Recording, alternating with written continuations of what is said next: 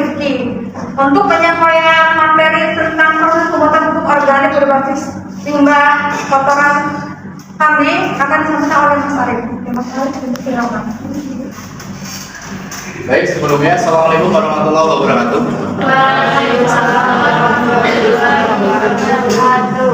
Bagaimana kabarnya Bapak Ibu petani? Sedang musim apa Pak? Bu? Musim penganggur. Oke. Baik, di sini saya akan menjelaskan mengenai prosedur pembuatan pupuk organik. Kenapa saya hari ini memberikan penyuluhan ini kepada Bapak Ibu di desa ini? Karena saya melihat di potensi wilayah yang ada di desa ini, salah satunya adalah selain Bapak Ibu bertani juga beternak seperti itu. Hampir di setiap rumah kita menemui ada ternak kambing.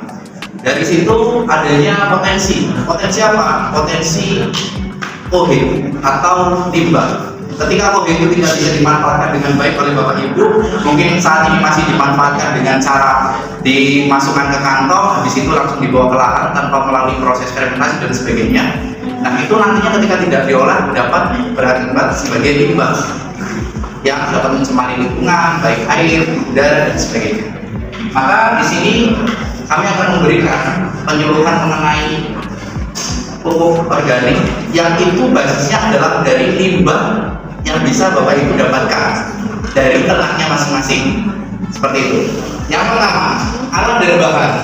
Ya tentu, namanya juga pembuatan pupuk dari limbah kandang ternak kambing. Yang pertama kita butuhkan adalah kotoran ternak dari kandang Bapak Ibu sendiri. Caranya bagaimana? Dibersihkan kandangnya, ya, pohenya itu dikeruk, dipinggirkan agar mengering, kemudian dipisahkan dari batuan-batuan dan juga dari batang-batang pakan yang mungkin itu nanti memperlambat atau mempersulit proses dekomposisi seperti itu. Dan juga kita menghindari dari barang-barang asing seperti paku karena nanti kita ada tahapan untuk proses penggilingan seperti itu. Jadi untuk bahan baku sudah aman karena mungkin sudah tersedia ya. Kemudian kita untuk pengaplikasian prakteknya nanti kita akan memerlukan sekitar 30 kilo ya, kilo kotoran ternak kambing. Kemudian kita pakai untuk dekomposernya atau fermentatornya kita pakai M4 ya, karena kita bisa dapatkan mungkin dengan secara mudah di toko-toko pertanian terdekat. Kemudian ada gula pasir. 3 bahan itu saja yang kita gunakan. Yang pertama adalah kotoran ternak, M4 sebagai dekomposer, dan gula pasir sebagai makanan daripada dekomposer. Kemudian setelah kita mengumpulkan alat dan bahan tadi, kita masuk ke tahap kedua, yaitu tentang pencampuran bahan. Jadi kotoran hewan atau kotoran kambing yang sudah kita kumpulkan tadi, Bapak Ibu semuanya, maka yang kedua adalah melakukan pencampuran bahan yang terdiri dari 30 kilo OH. Kemudian E4 itu sekitar 200 ml. E4 yang 200 ml, atau kalau kita nggak punya gelas tucker yang kita mudah temukan di desa itu gelas minuman ya. Nah itu kita pakai 2 gelas. Nah, kita pakai 2 gelas kemudian dilarutkan dengan air sekitar 5 liter. Kemudian dimasukkan gula pasir 2 sendok, diaduk Bapak Ibu sampai larut. Kemudian setelah larut, kita bisa masuk ke tahap ketiga, yaitu proses fermentasi. Tadi di proses kedua itu tadi, setelah mikroba atau dekomposer itu larut, kita cipretkan tuh di atas OH yang sebelumnya sudah ditaruh di atas terpal atau mungkin tempat yang kering dan bersih. Kemudian diaduk, dicipretin, diaduk sampai merata, sampai benar-benar rata, masuk ke 3 proses fermentasi. Setelah merata kita masukkan ke kantong, masuk ke proses fermentasi, membutuhkan waktu sekitar 14 hari. Berarti berapa? Sekitar 2 minggu dari proses pertama kali ini kan. Perlu diperhatikan Bapak Ibu, selama proses fermentasi ini tidak langsung ditinggalkan begitu saja. Baik itu pagi atau sore, minimal 2 hari sekali kantong itu dibalik. Untuk apa? Fungsinya untuk menurunkan suhu yang ada di dalam kantong fermentasi. Bisa dibagi Bapak Ibu? Bisa. Kemudian setelah 14 hari proses fermentasi, pupuk dinyatakan sudah matang atau sudah jadi. Ditandai dengan apa? yaitu warnanya sudah makin gelap. Kemudian ketika dipegang tangan itu suhunya udah nggak panas. Ya. Kemudian tidak berbau.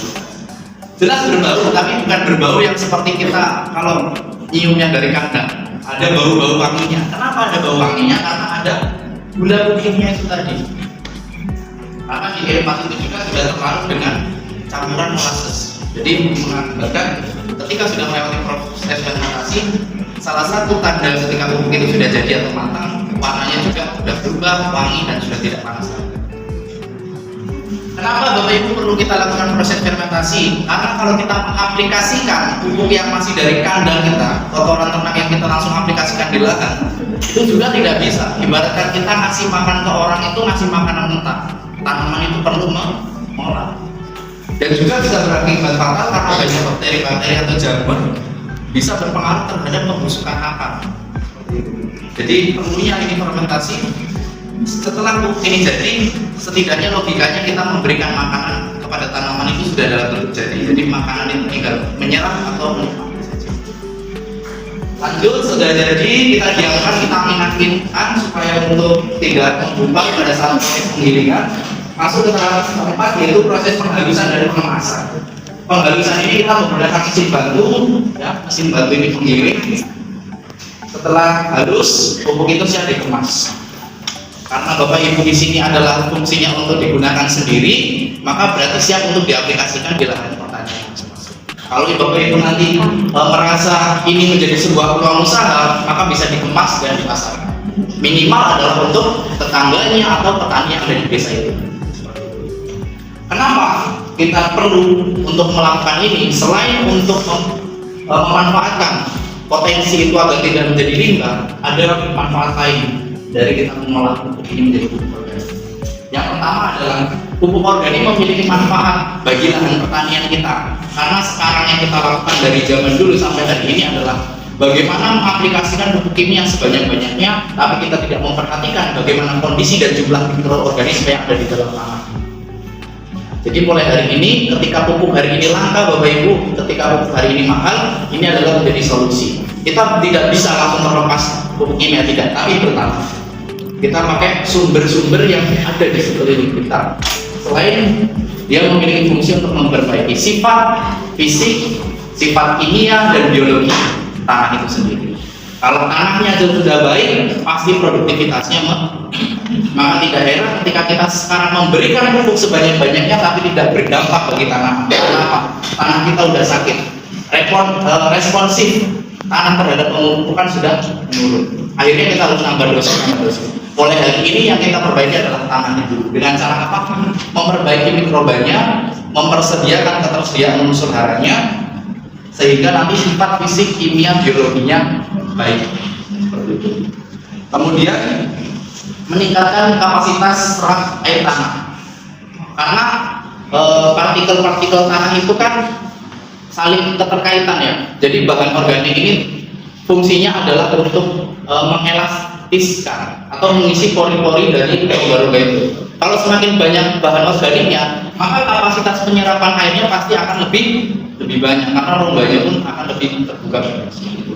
Dan yang terakhir adalah aktivitas seperti yang saya tadi jelaskan. Mungkin itu saja Bapak Ibu yang bisa saya sampaikan pada kesempatan hari ini. Semoga bermanfaat. Selanjutnya saya akan kembali ke moderator. Baiklah,